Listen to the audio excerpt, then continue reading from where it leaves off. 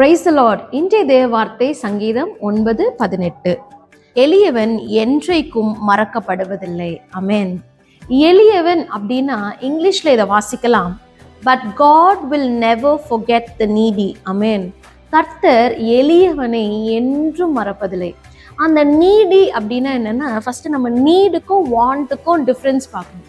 NEET அப்படின்னா எனக்கு எதுவுமே இல்லை, எனக்கு தேவை.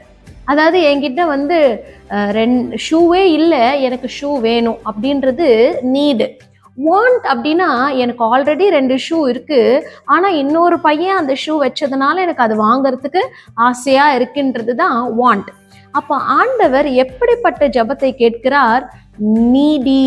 அப்போ யார் அந்த தேவையோடு இருக்கிறார்களோ, இது எனக்கு இல்லைன்னா, அது கிடைக்கலன்னா எனக்கு எதுவுமே இல்லை அப்படின்னு இருக்கிறது தான் அந்த நீடி என்ற பொருள். அநேகர் இதை என்ன நினைப்பாங்க, எளியவன் என்று மறக்கப்படுவதெல்லாம் ஏதோ ஒரு புவர் பீப்புளை இது மீன் பண்ணுது. அப்படி கிடையாதுங்க. இருதயம் நொறுகுண்டவர்கள், ஒடுக்கப்பட்டவர்கள், தனிமைப்படுத்தப்பட்டவர்கள், வியாதியஸ்தர்கள், அமேன், ஆவிக்குரிய தாகமுடையவர்கள், இவர்கள் யாவரும் எளியவர்கள் தான். அமேன். எளியவர்களை தேவன் என்றும் மறப்பதில்லை. ஆமேன்.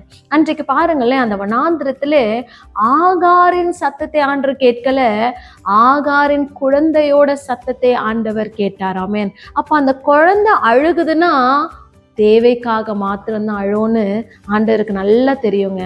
ஆமேன். அதே போல நம்மளும் அழுகையின் சத்தத்தை தேவன் கேட்பார். எப்பொழுது கேட்பார்? கரெக்டான டைம்ல கேட்பார். ஆமேன். அதுக்குன்னு ஒரு நேரம் இருக்குங்க. ஆமேன்.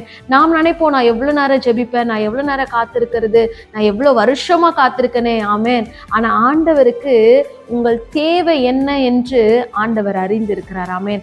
அதை குறித்த நாள்ல நிறைவேற்ற கர்த்தர் வல்லவராய் இருக்கிறார். Keep trusting him, keep believing him, keep crying out to him. God will never forget the needy. Amen. God bless you. God bless you.